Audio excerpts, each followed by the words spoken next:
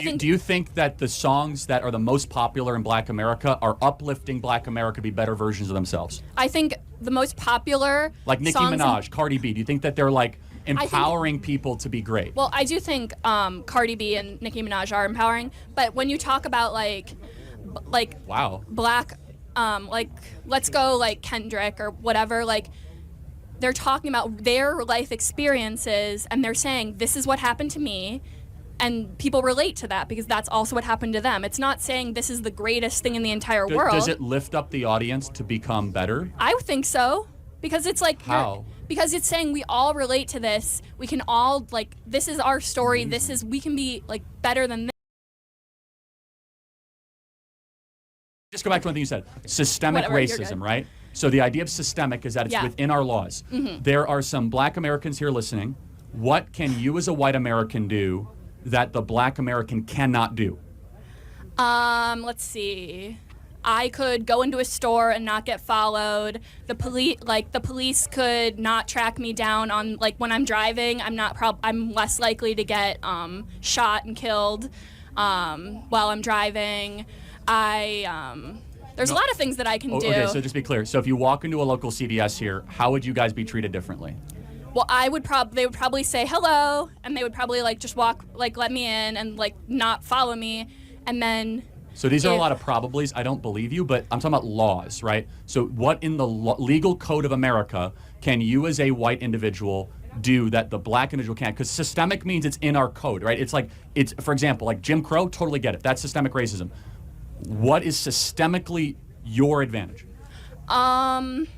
Maybe housing codes, because I know redlining isn't a thing anymore, but there is, isn't there people who are white are more likely to be given loans because of, they have less, I don't know, that's just it's back from redlining.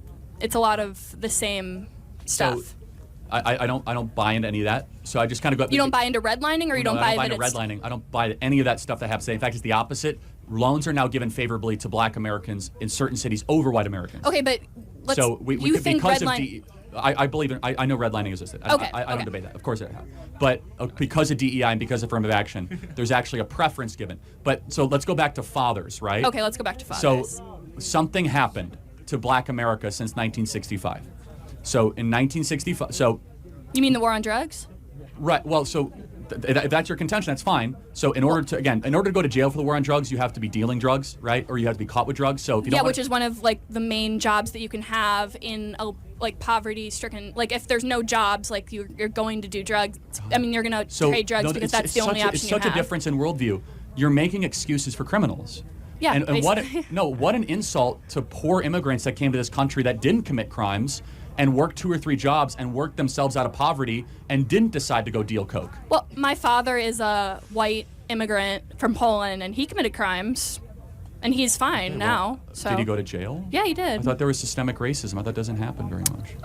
I never said white people don't go to jail. I said they go more, and you're saying that white immigrants are fine and they don't. No, it's far less actually. I'm glad he went to jail if he committed a crime. I think it's terrible. Yeah. So, but. At the core of it, we have a difference in worldview, right? My worldview is I'm not sympathetic to people that steal, that loot, and murder, because that's a values problem. And I don't like making excuses for people that do things that are obviously destructive. Secondly, we have a problem in Black America. The biggest problem is not racism, it's the lack of dads. If dads are around, kids flourish. And you know who agreed with me? Barack Obama.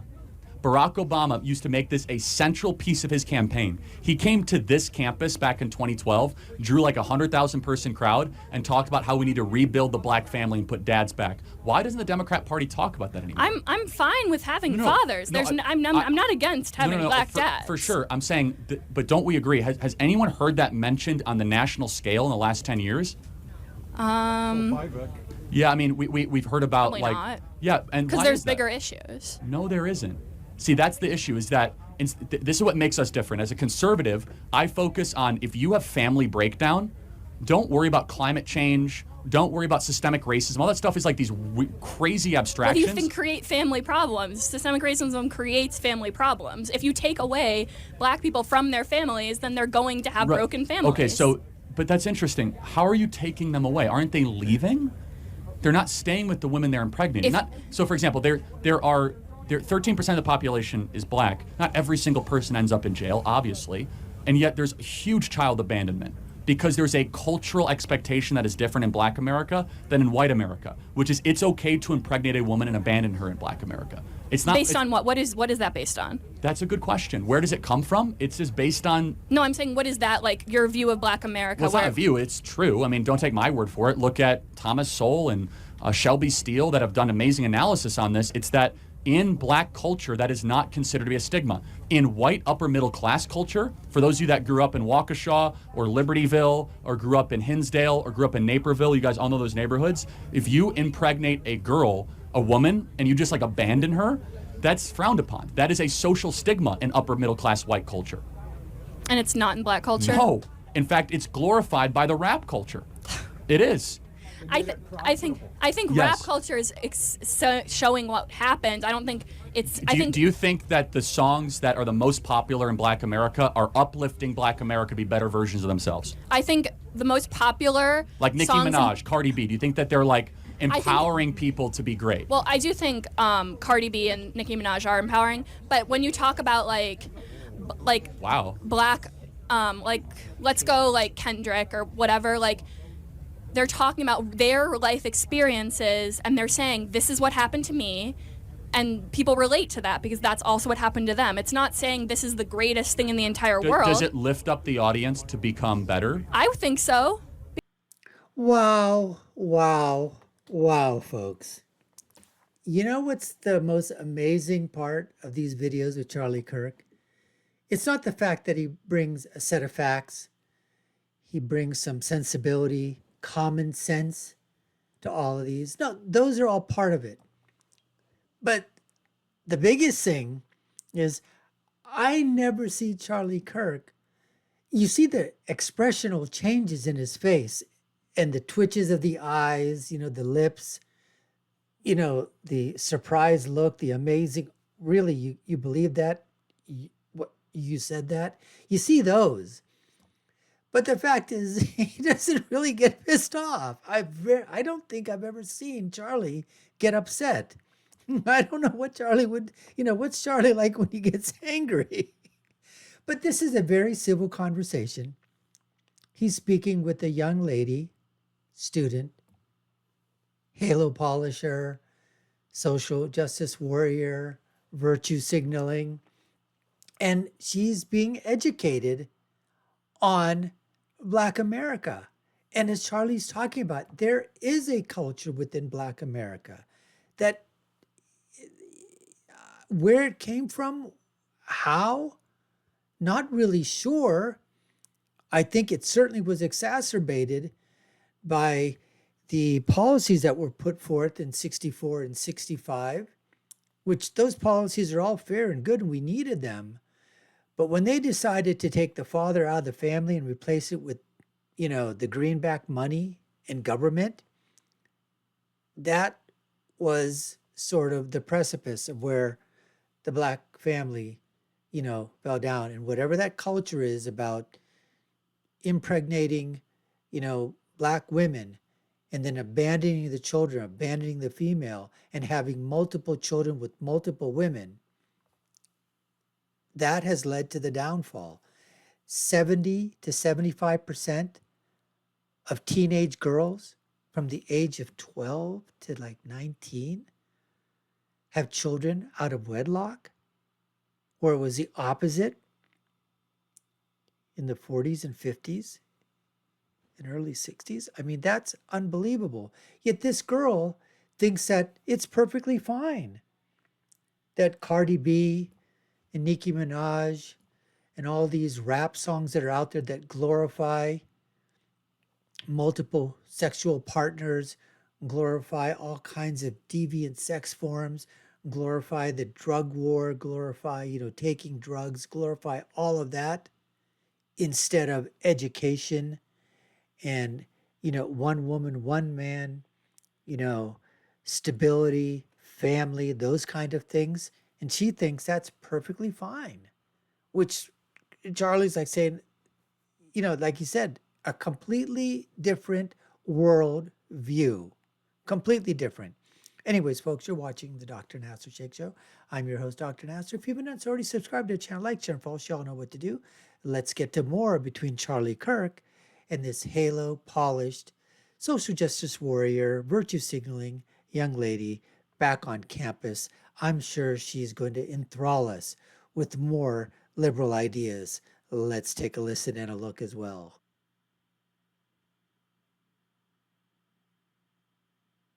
Because it's saying we all relate to this. We can all, like, this is our story. This is, we can be, like, better than this.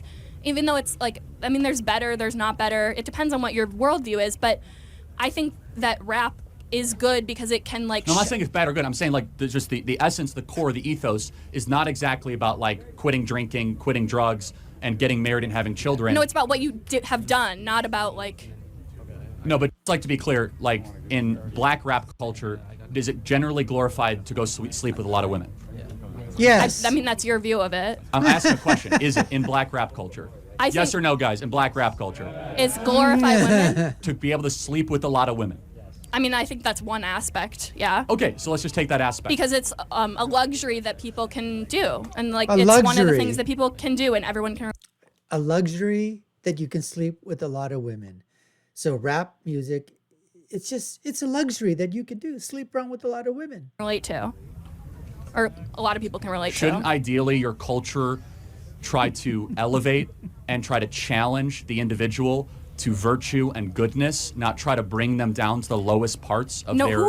I'm not saying that they are bringing them down. I'm saying that this is what they are doing and they are sharing their experiences. They're not saying this is the best thing in the entire world. They're saying this is what I have been through.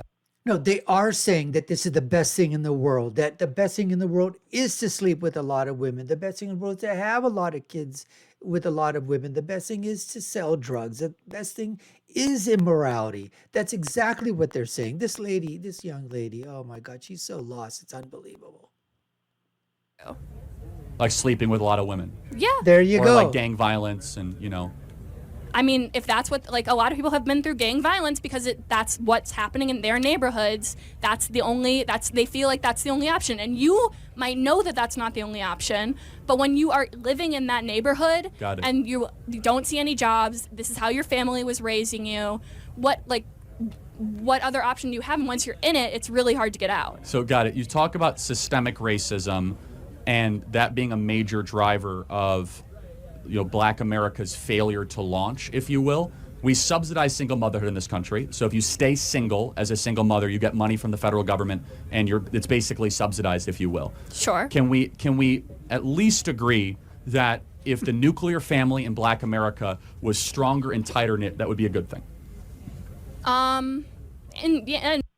She can't answer that with a yes or no. It's, let me think about it. In a lot of cases, yeah. I think if the father's abusive, I would not want him there. So I think it really depends on, like, what family you're talking about. I don't think you can generalize. What and percentage of fathers do you think are abusive? I have no idea. Yeah, I would say it's probably small, right?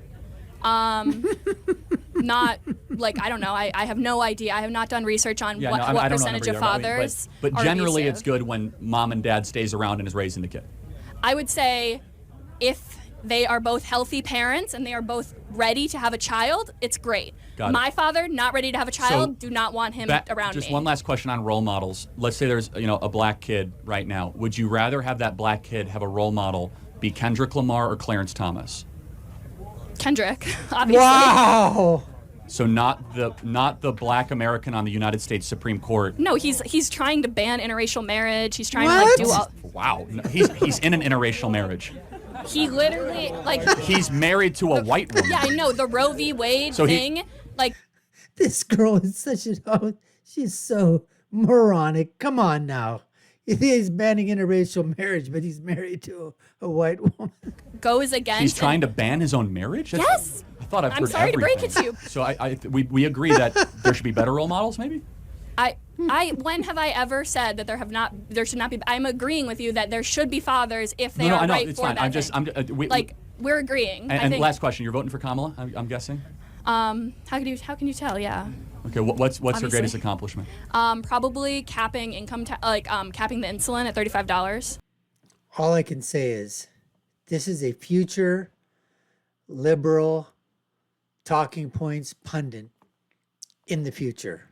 She's probably going to go into journalism and be on one of the networks if they're still around and peddle this worldview that she actually has.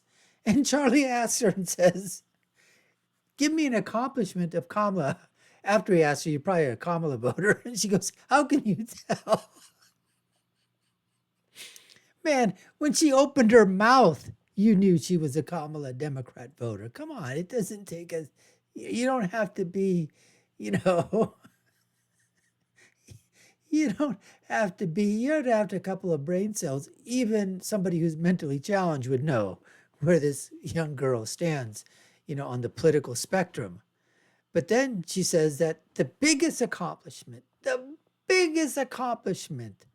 Kamala Harris has done is that she capped the sales of insulin at $35. I mean, that is a major accomplishment. And she didn't do that. There was policy that was brought forth, and the administration said yes. I mean, it's not like she's been fighting for this all her life. But this is what these liberals, these progressive thinkers, these young children, young, students that are virtue signaling, polish their halos every day, liberal white elitists, coming from money, and like I said, they just virtue signal it. It makes them feel so, so good. And they have no idea the ramifications of their ideas at all. Anyways, folks, we appreciate you taking the time to watch. You've been watching the Dr. Nasser Shake Show. I'm your host, Dr. Nasser. If you've been done so already, subscribe to the channel, like, share, and follow us. Let us know what you think. Put your comments down below. You agree with the young lady or with Charlie, who had common sense? Anyways, my final thought is always, when you're right, you're right. And when you're left, you're like her. You're just wrong. Until next time, folks, y'all take care and stay safe.